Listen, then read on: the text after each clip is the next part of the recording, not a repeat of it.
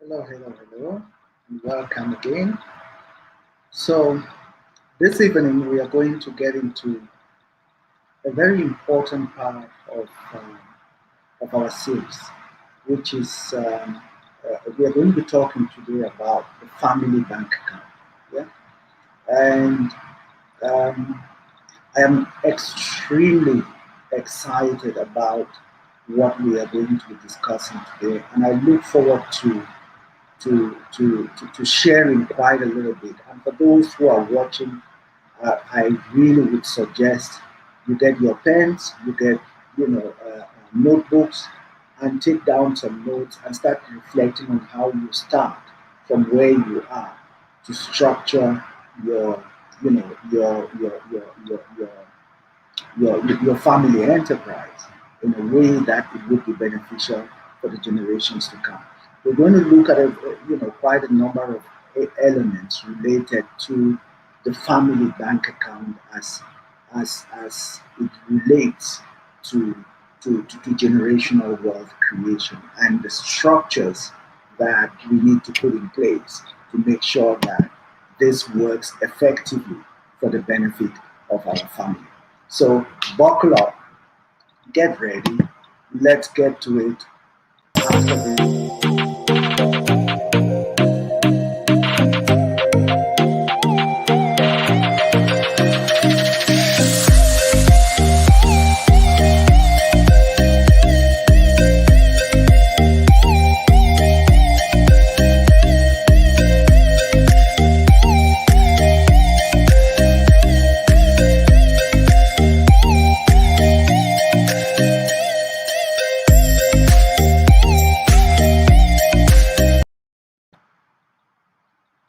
Yeah, so um, today, as I said, our focus is going to be on the family bank account. When I put this up, a few days ago on some of my social media pages, someone inboxed me and they had a lot of questions related to the family bank account. In fact, from my conversation, it became clear to me that this particular person who contacted me had a lot of fears related to the family bank, the concept of a family bank account, and how he can actually do it in a way that does not end up becoming a problem for him in the future. And I kind of reassured him, just by sharing my own story and and sharing what some suggestions related to how he should go about doing that. Um, One of the things that fascinated me about the questioning in that particular conversation was the fact that this individual asked me, is there not a possibility for him to have something that says this is the family bank account, but still have another account which nobody knows about. Um, when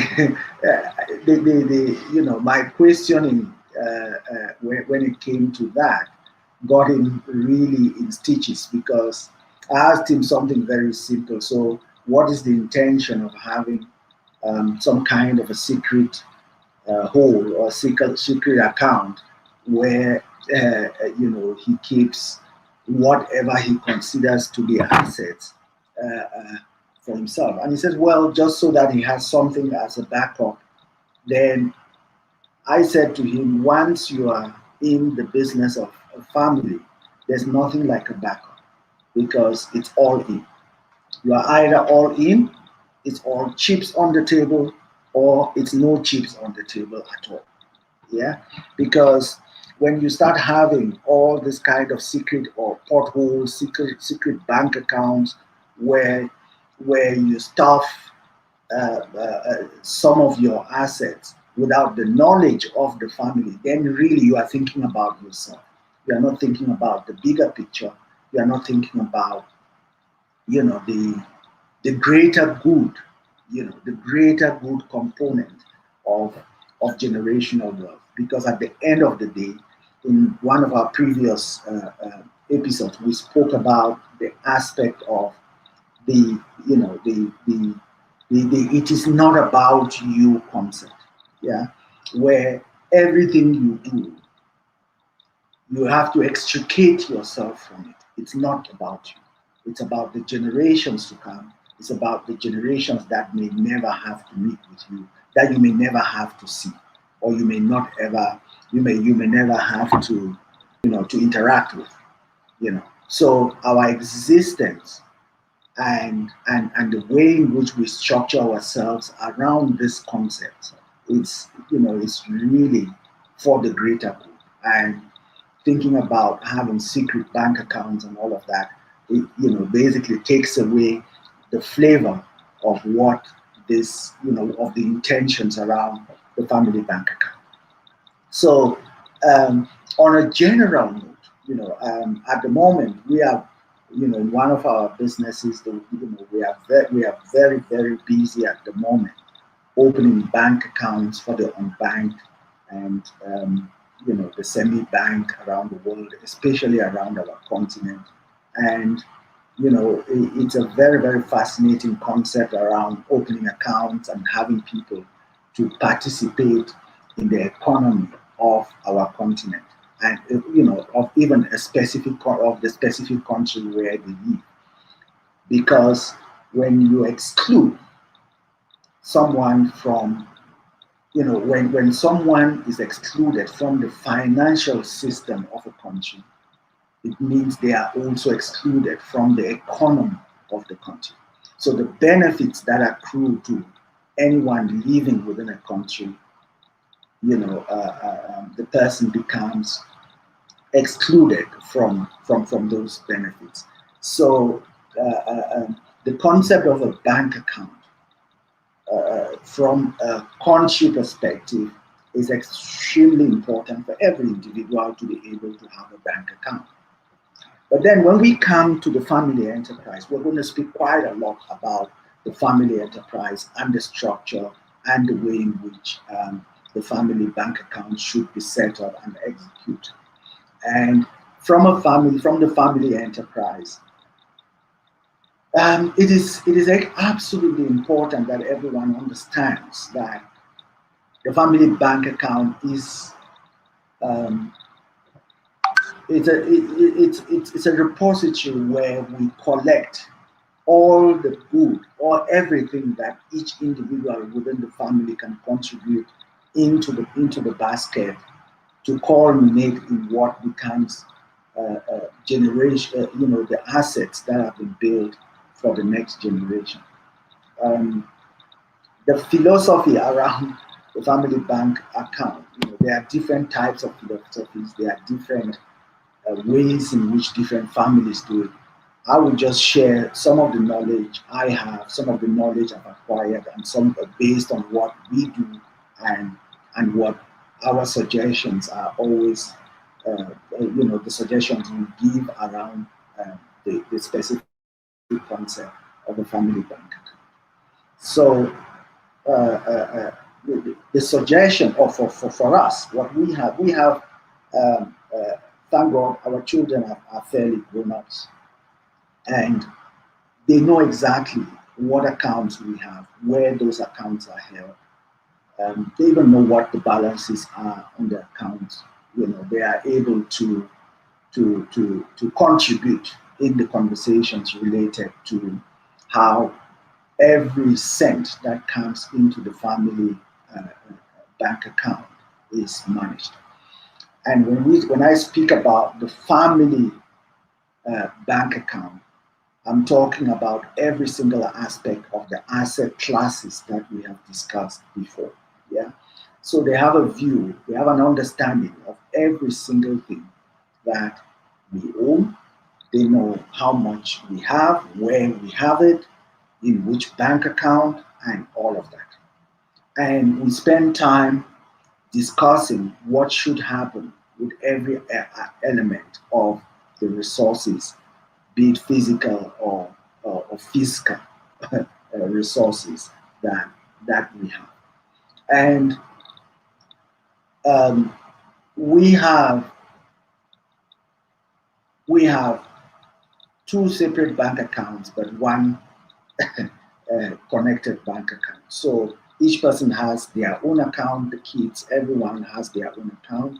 My wife has hers. I have mine.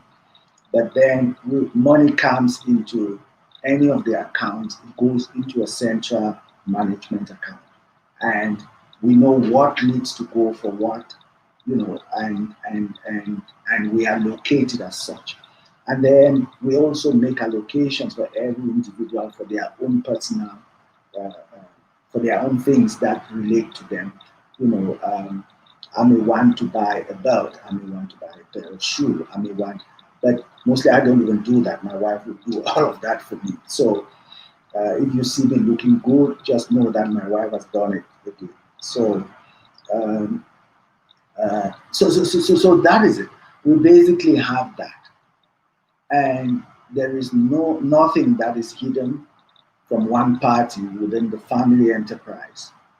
There's nothing that somebody has some account that's hidden somewhere, or somebody has a house that the other parties, all the other parties within the family enterprise does not know about. So that's the general philosophy, yeah, because the pressure that comes onto the one in the family enterprise becomes the pressure that comes to bear on the others. When whatever you build up as assets within the generational wealth mix and the family enterprise, the general concept is that um, uh, uh, uh, the greater good, and the benefit of the entire family should become primary in your thinking. Yeah. And when we build positive balances in the family bank account, as it relates to this context, every family structure is associated with the family cause. So everything that we do is about the family cause. Uh, uh, uh, it also takes us to something that we have discussed, in one of the episodes. It pulls everyone towards this thing called the bond of affinity, where there is connectedness that cannot be severed. Yeah. So the duress that is attached to every individual's own existence, the pains, the joys, the benefits that accrue to every individual within the family enterprise comes into the greater good. What is the greater good? It's the family. Yeah. The principle related to the bond of affinity, families of affinity. In fact, just to have a little bit of a diversion here, a family that is linked by a bond of affinity is not necessarily only linked by blood. Yeah, there's also, and when a family is linked by a bond of affinity, they flourish.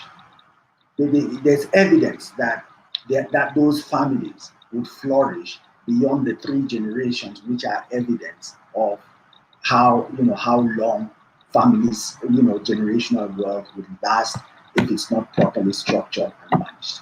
So it would actually go to the fifth generation, and and it could also be moved to the future. And you can imagine going on from there unending an unending upward spiral for for this family. So the bond of affinity, which is the greater good for every single individual, is what is capital when it comes to this element of philosophy. Yeah. When we talk about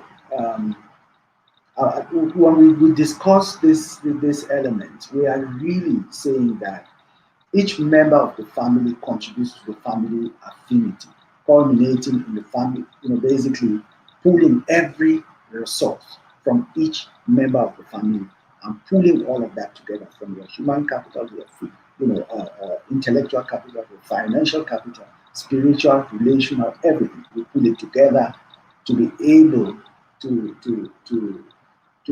provide some kind of a reserve for the greater good of the family enterprise going into the future. Yeah.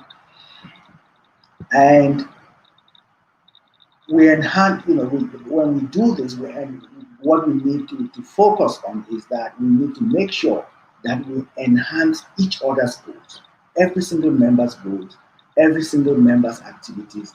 There are many ways to define a family, but the only, but there's only one common trait with a family that is structured and that is focused on this greater good that I'm talking about.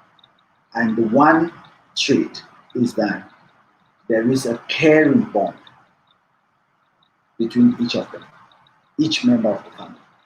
Each member of the family cares deeply for the other member of the family. Whether a particular family is a nuclear family, step family, single parent families, an empty nest family, for those who have mature children and the children have left, the home, it usually consists of related people who care deeply about each other. Yeah, the bond of affinity should be uncompromised. Yeah. Individual goals enhanced. Regardless of the type, all families also need to be nurtured and strengthened from time to time.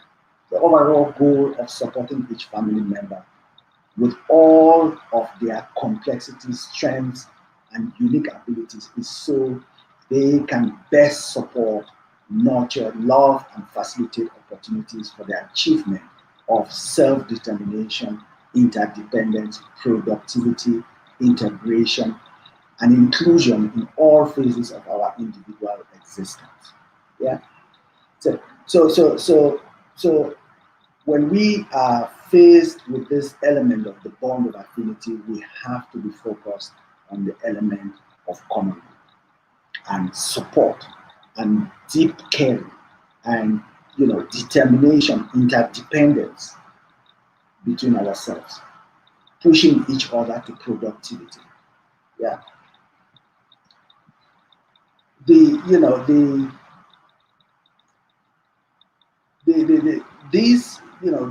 kind of model that I'm propagating, this kind of model I am espousing to, is that families are devoted to the well-being and happiness of every member of the family. Yeah, they value the family unity and commitment, and it serves as a firm foundation for all for the existence of everyone within the family.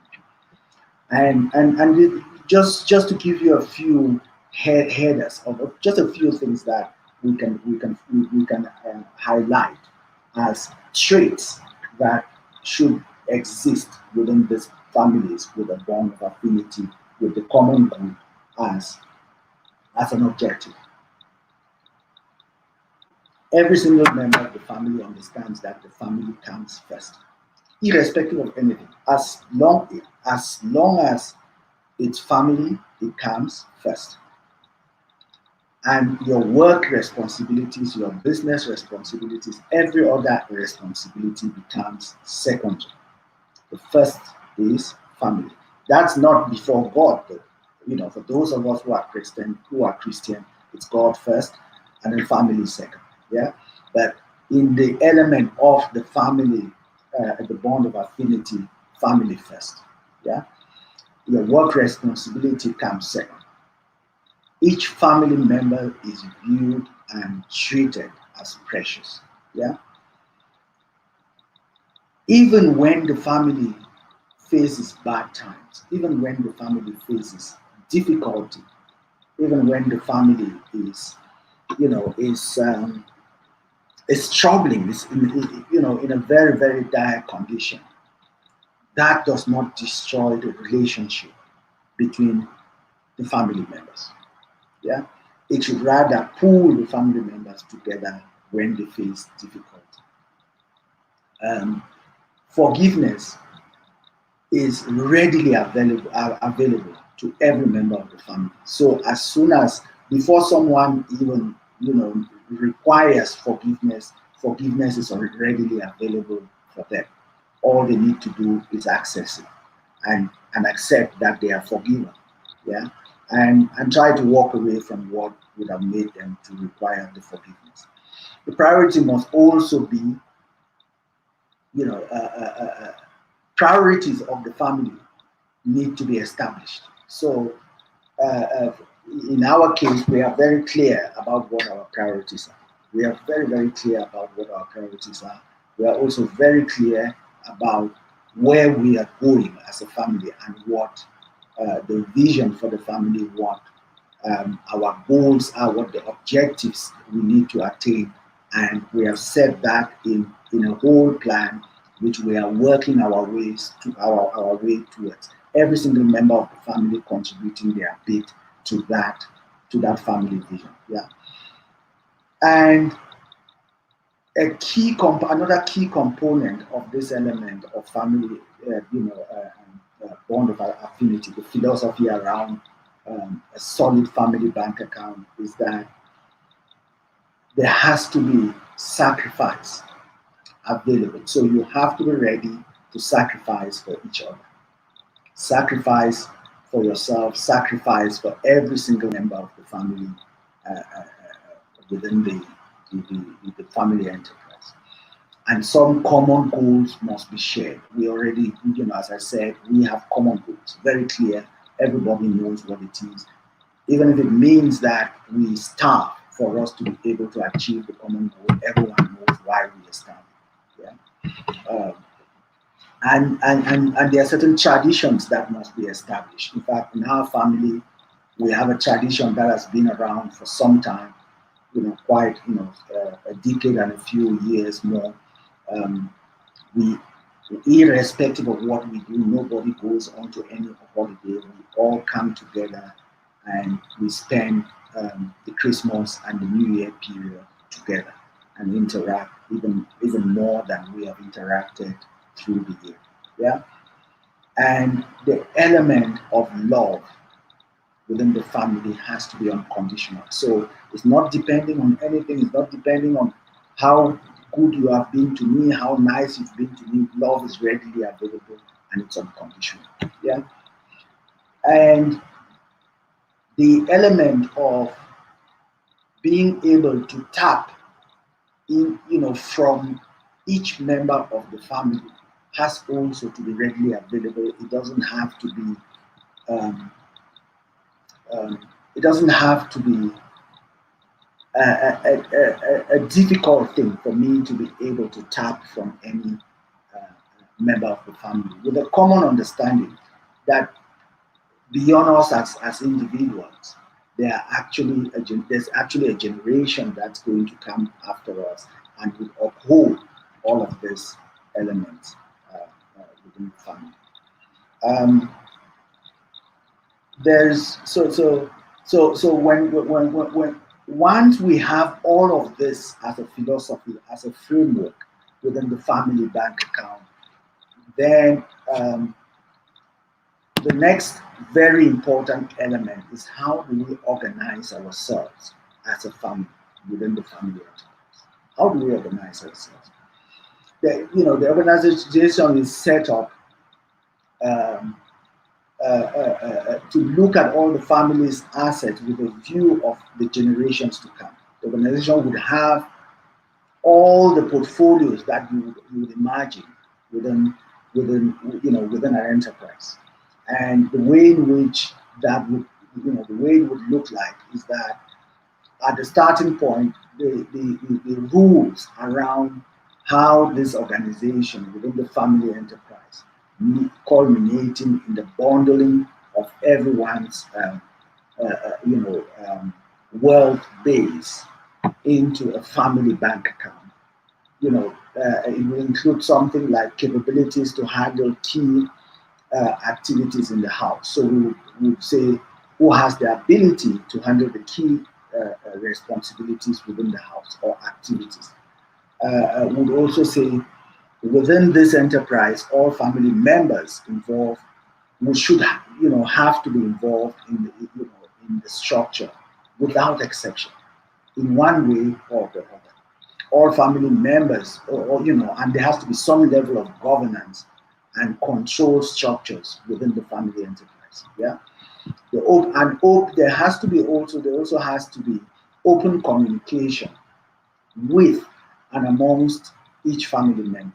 Yeah, and the human capital enhancement processes and compensation practices need also to be put in place. So when I put in my human capital to build what we have as a family base, as a family asset base, there has to be some level of compensation. There has to be some understanding on how I am compensated, and how all of that comes together under the family asset base. Yeah.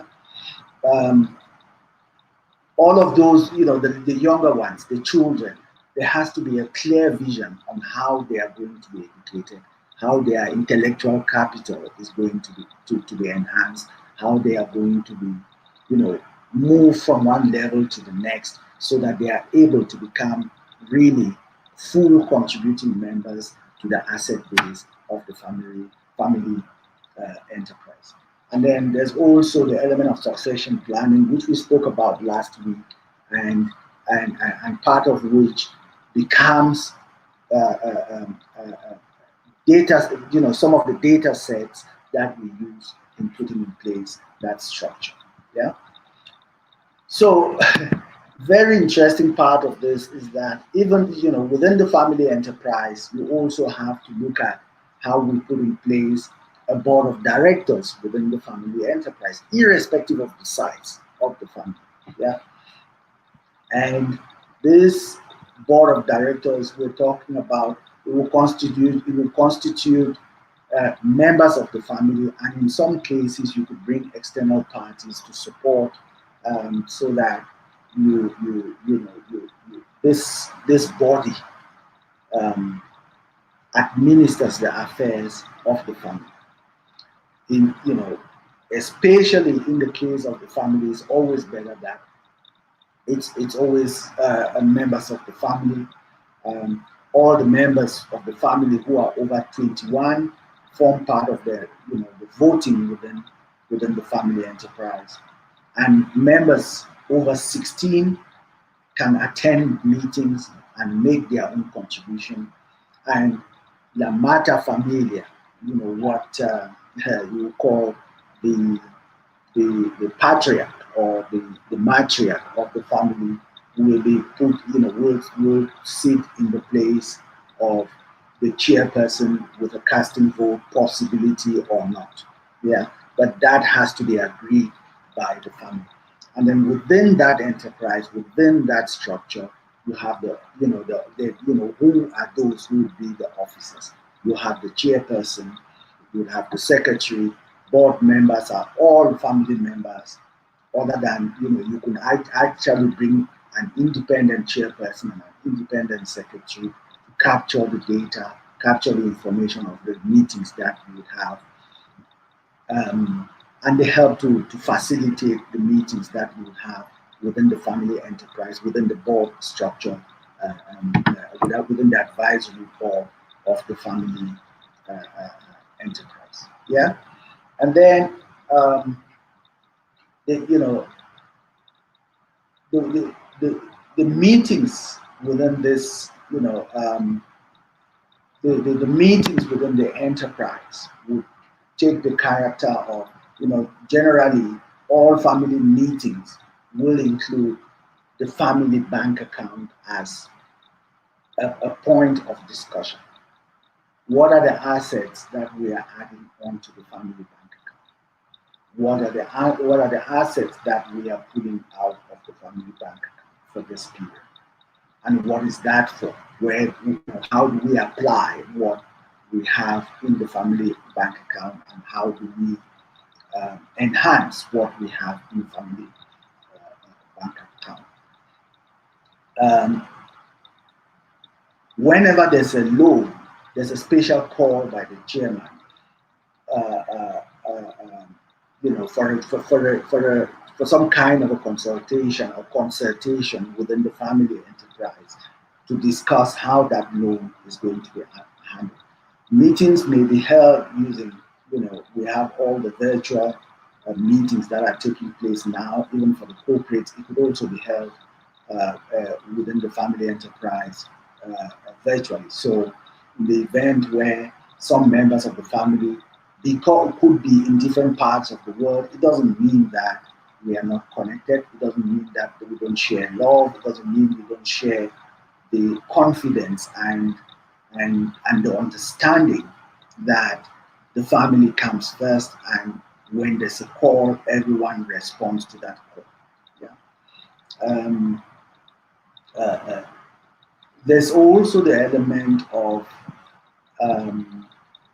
non-family members coming into that structure. Yeah, these non-family members could, you could bring them in, and they are either as coaches or as mentors, and they come to help support the family enterprise. Something that's also very important is how to build some kind of a family balance sheet. That requires a little bit of a discussion, but mainly, for those who know what a balance sheet is. A balance sheet is, you have your, assets, which is equal to your liabilities plus the shareholders' equity. So if you say shareholders' equity, we're talking about what every single member of the family contributes into the bank account becomes the shareholder equity. They become shareholders in the family enterprise. Every single member of the family becomes shareholders in the family enterprise. And then we now subtract what are the liabilities of the family enterprise, or what are the liabilities of the shareholders' equity, and that becomes the total asset that's available for us to move to the next generation. And and so the balance sheet, the family balance sheet, is a very, very important element of the family bank account. At every instance, at every meeting, there has to be a review of this balance sheet, and looking at the asset side and the liability side. So when it comes to the asset side, it would involve all the elements related to your human capital, your spiritual capital, intellectual capital, social capital. All of those elements will be pulled together, and that will build the asset side. The benefits that have accrued to the family under each of those capitals will be built on the asset side. Yeah, and on the liability side, would have what you have, the long-term liabilities, medium-term liabilities, and short-term liabilities, internal liabilities and external liabilities. So there's all of those elements that also will become very important. Yeah. Um, if we want to look at some elements of the long-term family risk, family liabilities, um, is a structure where possibly the governance systems that you've put in place, or the protective measures you've put in place to make sure that your assets move from one generation to the next, have been severed, or there's something that has happened that has made it not to work as it was structured. Yeah, the failure of to understand that success requires a 100-year plan and not just the next day. Yeah, Success requires a 100-year plan. So you plan and plan beyond the 100-year mark. Yeah. And some family members may not have a view of that. Some family members may not actually understand what that means. Thanks. I can see my brother Franco is on. He says, "Keep adding value, brother. You are a blessing. Of only they, if only they could hear you well." Yeah. So we just hope people, this makes a difference to someone's life in one way or the other. Even if it's one person, that's good enough. Yeah. So so on, when we look at the long-term family risk, it's those things that I've just mentioned: failure of the governance. There's also the element of looking more short-term than looking long-term, and then intermediate internal risk could be things like death, could be divorce, um, uh, uh, uh, it could be, there's a high level of debt, which now pushes the family into liquidation, or creditors coming after the family's assets. Um, uh, uh, uh, there could also be, we spoke a little bit about trustees and beneficiaries. There could also be a poor relationship between the beneficiaries and the trustees, and which would make the whole structure of the intermediate, that becomes an intermediate risk. And there has to be ways in which you mitigate that to move those risks from the liability side into the asset side of the family balance sheet. Yeah. And um, having investment programs that are also of very short term, maybe 3, 5 years, 10 years, is also could end up becoming an intermediate risk, because as soon as those investment plans mature, then there's a risk that there are members within within the family who would want to liquidate what has been generated from that investment. Yeah. And then we also have external risks like, the global inflation, the global economic crisis that could affect assets that have been generated. In fact, the subprime um, mortgage crisis in the US wiped out a lot of people's assets. Yeah. Especially those who have, whose um, assets were built behind the property market. Yeah. So it wiped out a lot of people's assets. I don't know why I'm even talking way back right now, talking about looking at where we are, 2021. We are now heading towards a complete 2 years of a global pandemic, which has caused massive disruption in every area of our lives. Irrespective of where you are in the world, it has affected you one way or the other. And a lot of people's assets have also been wiped out just because of this global pandemic. So that's an intermediate risk. That's a risk that's external. We have no control over it. We do not know. We would have a global health pandemic, a global crisis of this nature. You know, um, think about. Uh, uh, I know household names, companies that have been around for 50 years, 60 years, 100 years. Some of them have actually filed for bankruptcy during this period because they can't continue. Yeah.